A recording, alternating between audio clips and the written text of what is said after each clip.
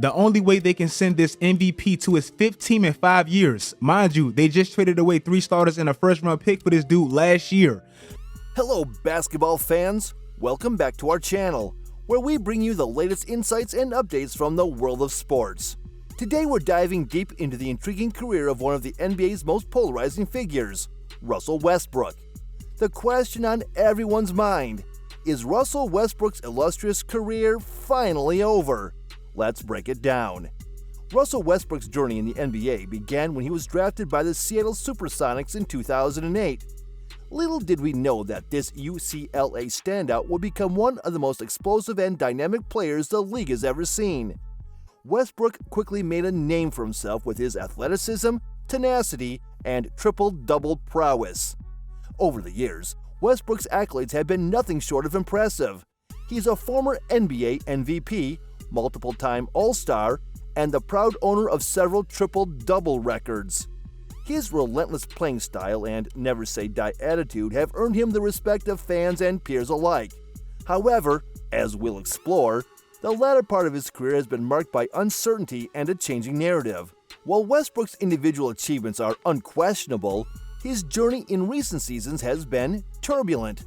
From a short stint with the Houston Rockets to his time with the Washington Wizards, Westbrook has struggled to find a team where he can fully showcase his skills and contribute to championship contention. The question arises, is age catching up with the former MVP?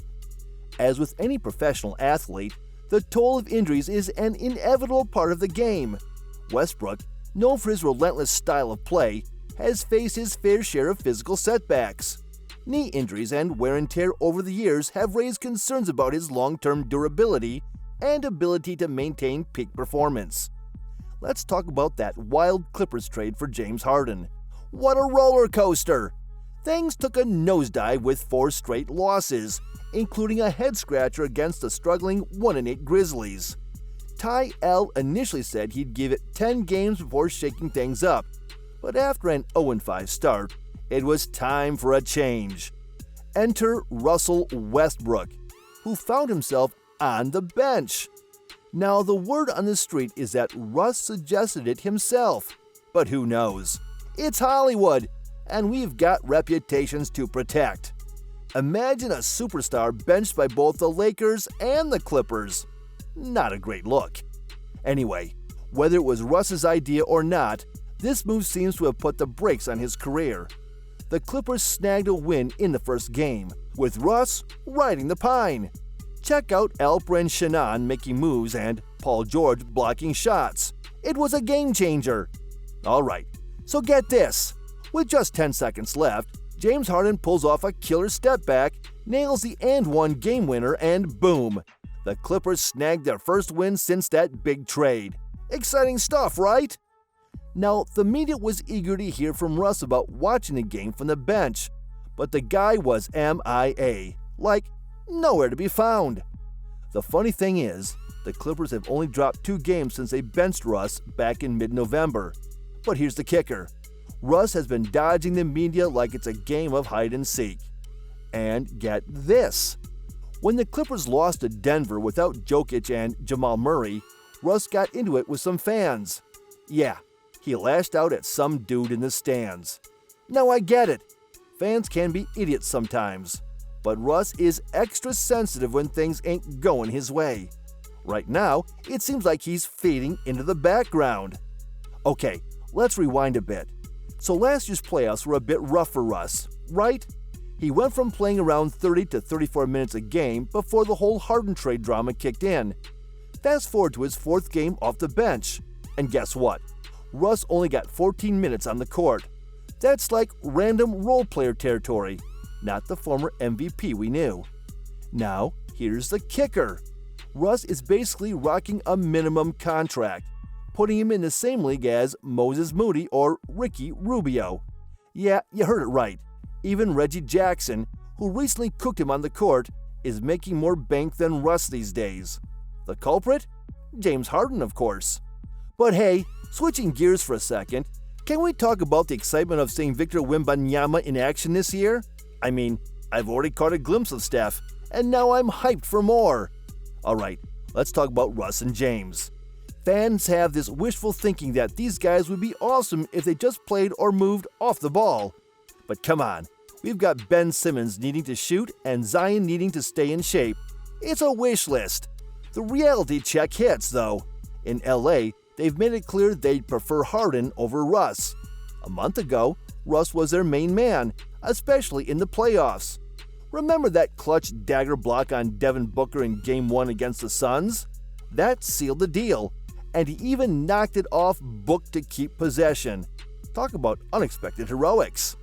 Sure, Phoenix tied it up in Game 2, but then Kawhi went down with an injury. Now picture this. Russ, by himself, goes boom in Game 3. Who saw that coming? Sports, man. Always keeping us on our toes. So Game 3 was a nail-biter. Picture this. Just a 3-point game with a minute and a half left. Russ was going toe-to-toe with KD, Book, and CP3, almost taking them down single-handedly. Talk about a one-man show. After the series, they asked Russ about his future with the Clippers, and there was this cloud of uncertainty from both ends. They wanted to know when the weight lifted off his shoulders when he felt that peace of mind kicks in. Russ didn't hesitate. It happened the moment he got traded. He was straight up, mentally, in a better place, and he even threw a little dig at the Lakers. That was a classic Russ move. Gotta love it. Last year, and the start of this one, Russ felt at home with the Clippers. He was so happy that he happily signed on for a minimum deal to stick around. Loyalty, right? Okay, so Russ was all set to stay with the Clippers, happy to sign on the dotted line for a minimum deal. Then along comes James Harden, and well, let's just say things got a bit messy. They won't admit it outright, but actions speak louder than words, right? Here's the deal. The minutes on the court tell the real story. They're not just playing Russ less, he's not even starting or finishing games. Why? Well, it's the Russ and Harden duo, a classic case of too many cooks in the kitchen. Both these guys need the ball, and when they're on the court together, it's like their individual superpowers cancel each other out. Total bummer. Take the loss to Denver, for example. The whole mess can be summed up in one play. LA had already blown their lead. Ty Lue insisted on playing Russ and Harden together, and then Harden passes to Kawhi, who drives, but the paint is packed. So Kawhi drives, but the paint's packed. Now Russ isn't exactly a sharpshooter, and his defender can afford to sag off. Kawhi sees a wide-open James Harden, but here's the kicker. Harden doesn't take the shot. Nope. He drives and ends up turning the ball over. Why?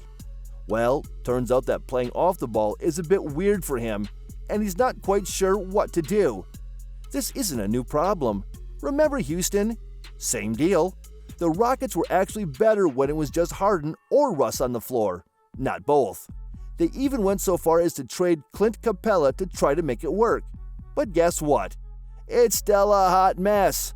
It's like deja vu, but in LA.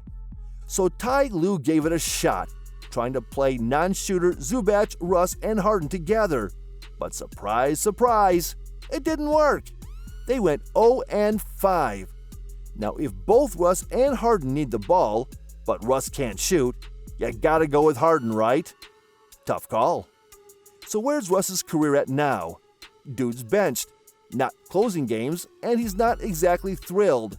He's clashing with fans and reporters. It's a classic Russ move. Remember last year with the Lakers? He had a spot with a contender, but the Clippers were the only team that could really use him. Now that's gone, and it looks like the party's over. If Russ gets traded or cut, let's be real, he's not landing a big role on a top-tier team.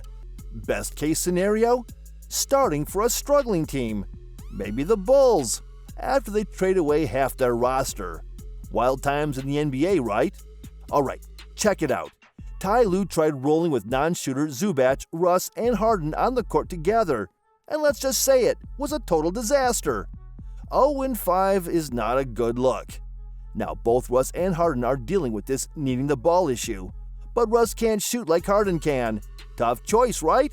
Harden wins that round. So where's Russ at in his career now? Well, he's riding the bench, not closing out games. And to be honest, he's pretty ticked off. Classic Russ move, getting heated with fans and reporters. We've seen this script before. Remember last year with the Lakers? Russ had a sweet spot with a contender, but the Clippers were the only team that really needed him. Now with that option off the table, it's looking like game over. If Russ gets traded or cut, let's be real, he's not landing a big role on a top-tier team.